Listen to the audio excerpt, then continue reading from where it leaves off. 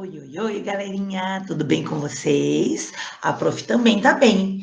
Estava aqui preparando a retomada do conteúdo para a prova de português, certo?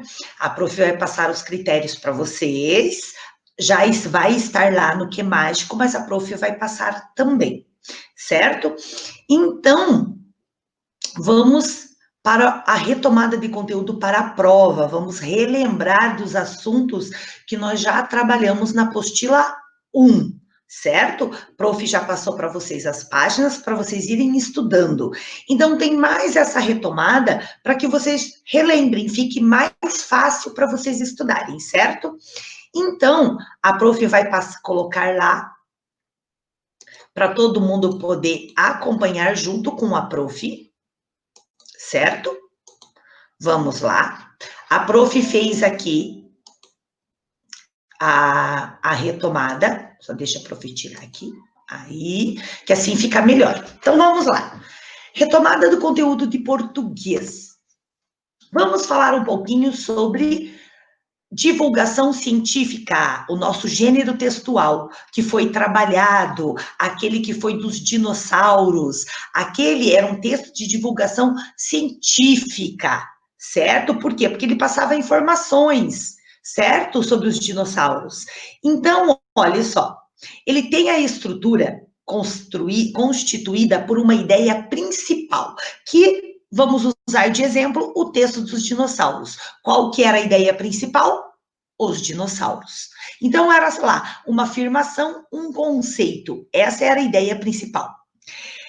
Essa ideia principal sobre os dinossauros, ela é desenvolvida por meio de provas. Tem que ter provas.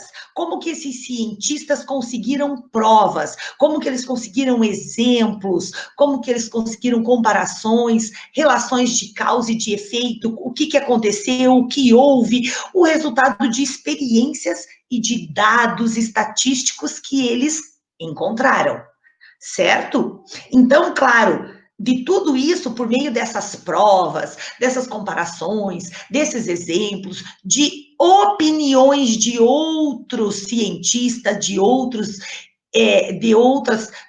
pesquisadores, eles conseguiram criar esse texto, certo? Eles conseguiram ir lá e falar, olha, foi assim que isso aconteceu. Será que tudo isso está certo? Será que foi exatamente desta forma? Ninguém sabe. Mas eles, pelas provas, pelas experiências, pelos resultados das experiências deles, pelos dados, eles chegaram a essa conclusão. Tanto que num texto de divulgação científica, a conclusão, ela é facultativa. Ela é o quê? De cada um, a conclusão é diferente. Por quê? Porque cada pessoa encontra as suas provas, certo? Então, dependendo das provas, das experiências, dos dados, dos exemplos, cada um vai ter uma visão, uma ideia, certo? O que a gente não pode esquecer num texto de divulgação científica? No momento que a gente vai escrever um artigo científico, a gente deve ter atenção na estrutura do texto, ela deve ser coerente e formado por sequências articuladas de forma coerente. Então, assim, eu tenho que pegar essas provas, esses exemplos, essas experiências e colocar, certo? De forma coerente, por uma sequência articulada. Eu não posso terminar um assunto e começar outro. Não, eu tenho que terminar todo aquele assunto para eu poder começar um outro assunto, certo? Na apresentação dos conceitos precisos e válidos, quer dizer, na apresentação dessas provas, desses exemplos, eles têm que ser precisos e válidos cientificamente. Então, eu tenho que ter a prova de que aquilo foi estudado, de que aquilo foi correto, certo? Outra coisa, eu tenho que ter cuidado também para mostrar a origem dessas informações, da onde que eu peguei, qual a fonte, eu peguei da internet, eu peguei de revistas, eu peguei de jornais, ou eu peguei de próprias pessoas que estudaram isso, então eu tenho que cuidar com isso, certo? E tenho que cuidar também com a linguagem, ela deve ser sempre coerente, objetiva, precisa, clara e correta, certo? Então, eu não posso esquecer disso, certo? Para eu poder fazer um texto de divulgação científica, eu tenho que ter provas, eu tenho que ser coerente, certo? Não posso falar de um assunto e começar outro, eu tenho que terminar aquele assunto, eu tenho que ter calma para fazer, para ser um texto correto, certo? Vamos lá. Agora, falando sobre gráficos, nós estudamos sobre gráficos também, certo? Então, os gráficos são representações que facilitam a análise de dados, os quais costumam ser dispostos em tabelas, quando se realiza pesquisas estatísticas. Eles trazem muito mais praticidade, principalmente quando os dados não são discretos, ou seja, quando são números consideravelmente grandes. Já vimos isso na apostila. Nós temos muitos gráficos na nossa apostila que mostram dos habitantes, da população nos estados, certo? Nos países. Então, são números muito grandes. Quando a gente tem que fazer um gráfico, a gente vai por estatística. Isso é, a gente arredonda, a gente aproxima os números. E o gráfico, a gente consegue enxergar ele melhor. Por quê? Porque ele tem desenho, certo? Então, eles têm as representações aqui, ó. Certo? Só pelo desenho a gente já consegue ver melhor as coisas. Além disso, os gráficos também apresentam de maneira evidente os dados em seu aspecto temporal, de tempo, certo? Então, claro, os gráficos, eles mostram os gráficos de 2018, de 2008, de 2010. Então, a gente pode voltar ao tempo e comparar com o nosso tempo agora de 2020, certo? Os elementos dos gráficos. Ao construirmos um gráfico em estatística, devemos levar em consideração alguns elementos que são essenciais para a sua melhor compreensão.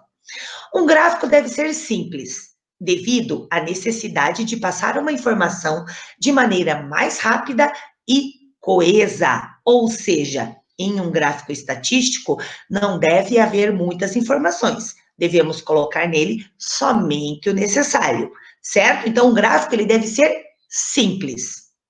As informações em um gráfico devem estar dispostas, escritas, né, de maneira clara e verídica e verdadeira, para que os resultados finais sejam dados de modo coeso com a finalidade da pesquisa.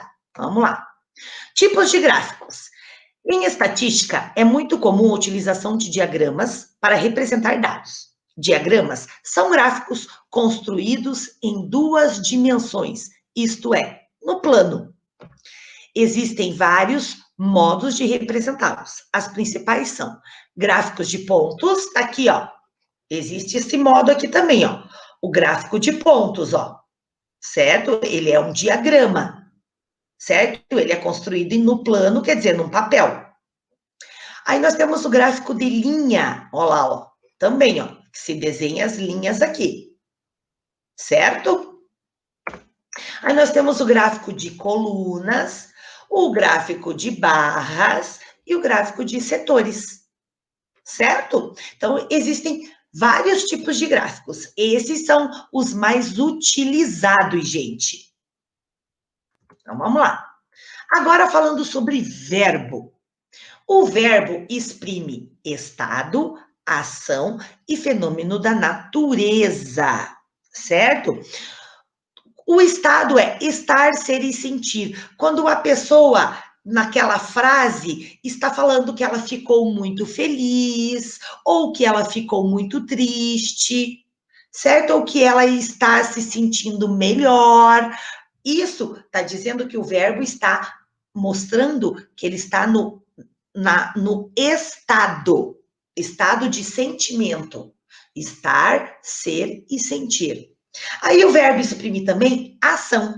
Quando a gente vê, comer, trabalhar, caminhar, sorrir, ganhar um jogo, vamos ver o que mais? Trabalhar num lugar que gosta, comer, tudo isso, eu estou praticando essa ação, certo? Eu não preciso falar eu estou com fome. Se eu vou comer, eu já estou fazendo a ação, certo? Fenômenos da natureza. Toda vez que numa frase tem chover, nevar, granizar, trovejar, está mostrando o verbo como fenômeno da natureza. Por exemplo, vou dar um exemplo. Hoje à tarde choveu. É um fenômeno da natureza, certo? Já está falando que choveu, está representando um verbo, aconteceu uma ação, mas como um fenômeno da natureza, certo? Então, o verbo é a palavra principal do grupo verbal de uma frase. É pelo verbo que eu vou ver se a frase está no presente, no passado, no futuro, se ela tem verbo auxiliar e verbo principal, se ela tem advérbio, mas eu tenho que lembrar que o verbo é sempre a palavra principal. Palavras com ice, com C, ou ice com 2 S's. Algumas são idênticas quanto ao som, como é o caso de meiguice e partice. E como escrevê-las corretamente? Pode ver, elas têm o mesmo som, ó.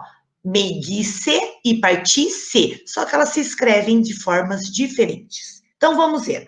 As palavras com a terminação ice com C fazem parte dos substantivos. Veja algum deles. Meiguice, de meigo. Peraltice, de peralta. Tolice, de tola.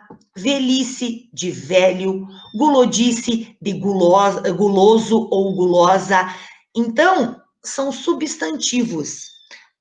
Olha a frase, a sua meiguice me encanta, certo? Então, quando é um substantivo, eu escrevo com ice com C, certo?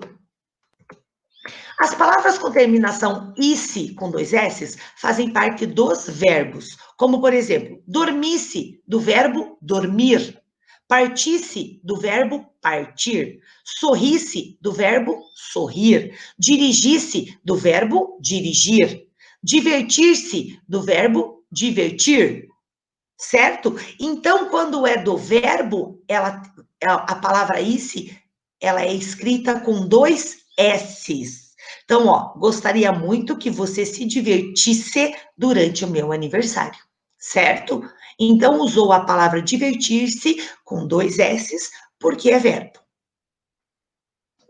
Como podem perceber, todos os verbos estão no modo subjuntivo, pois indicam uma possibilidade, uma incerteza, e se algo vai acontecer ou não, certo? Então, igual aqui a frase, gostaria muito que ele se divertisse, mas será que ele vai se divertir? Será que ele não vai se divertir? É uma incerteza. Por isso que, quando a gente coloca a palavra isse com 2 S's no verbo, é um verbo no modo subjuntivo, porque mostra incerteza, uma possibilidade. Será que isso vai acontecer ou será que isso não vai acontecer? Certo? Já no modo indicativo, indica que o falante assume uma atitude de certeza, ele em relação ao fato expresso pelo verbo. Então, quando ele indica, certo? Quando ele está indicando alguma coisa, certo? Então, é o modo indicativo. Ele sorriu muito. Já está dizendo que ele sorriu muito, já está indicando que ele sorriu, certo? O modo imperativo é o modo verbal utilizado para exprimir uma atitude de ordem, conselho, convite ou solicitação. Quando eu falo, faça a sua lição, eu estou te dando uma ordem. Então, eu entro neste modo imperativo. Antigamente não era o imperador que mandava em tudo? Então, por isto, porque o imperador dava ordens. A mesma coisa no modo imperativo, certo? Agora, os verbos auxiliares e verbo principal. Os verbos auxiliares são aqueles que auxiliam na conjugação de outros verbos e, por isso, recebem esse nome. Eles se unem ao verbo principal na formação dos tempos compostos e das locuções verbais. Os principais verbos auxiliares no português são o ser, o estar, o ter e o haver. Então, olha o exemplo. Verbo principal. A Diana trouxe os livros. Qual que é o verbo principal? Trouxe, certo? Contém o significado mais importante da frase. Eu sei que ela já trouxe os livros, certo? Então, o verbo principal tá lá, ó, certo? Para a gente poder entender. Já o verbo auxiliar, ó, o Nuno tem vindo todos os dias à escola. O verbo auxiliar é o tem, do verbo ter. Lembrando que os verbos auxiliares, eles mudam, certo? O verbo principal não muda. Então, vamos ver. No verbo auxiliar tem, sem significado relevante da frase. Ele auxilia o verbo principal. O verbo principal, cadê? Vindo. Olha lá, tem vindo. Ele está sempre ao lado do verbo principal. Certo? Aqui, gente, mudou por quê? Porque é uma outra frase, eu não peguei os dois juntos, tá? Mas certo, o Nune deveria ter sido outro aqui, ó, porque o verbo principal, ele não muda, certo? Então, aqui vieram as frases separadas, tá? Por isso, ó, eu peguei só uma frase do verbo principal e só uma frase do verbo auxiliar para mostrar, certo? Mas seria, o certo seria dois verbos. O tem, ele muda, e o vindo, o verbo principal, ele não muda na frase, certo? Certo, gente? Então, nos dois juntos, um não vai mudar, o outro vai. O auxiliar vai mudar, o principal não, certo? Aqui eu estou tentando aqui ver, e demorando porque eu estou tentando ver uma frasezinha aqui para vocês, para mostrar para vocês como é que ficaria um verbo principal junto com o verbo auxiliar. Aliás, que na apostila nós temos lá, né, sobre o verbo principal e o verbo auxiliar. Por exemplo, tenho pensado em fazer um curso. Tenho pensado em fazer um curso. Certo? Então, ó, tenho é um verbo auxiliar. Pensado é um verbo principal, certo?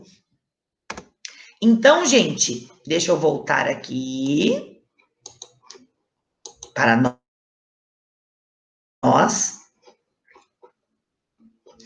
É isso que vai cair na prova. Esses conteúdos, a prof fez uma retomada mais rápido, mais fácil, mas é muito bom vocês estudarem na apostila pelas regrinhas, certo? Lá tem as regras. A prof utilizou as regras, mas eu fiz de uma forma mais curta, certo? Para que vocês pudessem entender um pouquinho melhor, tá?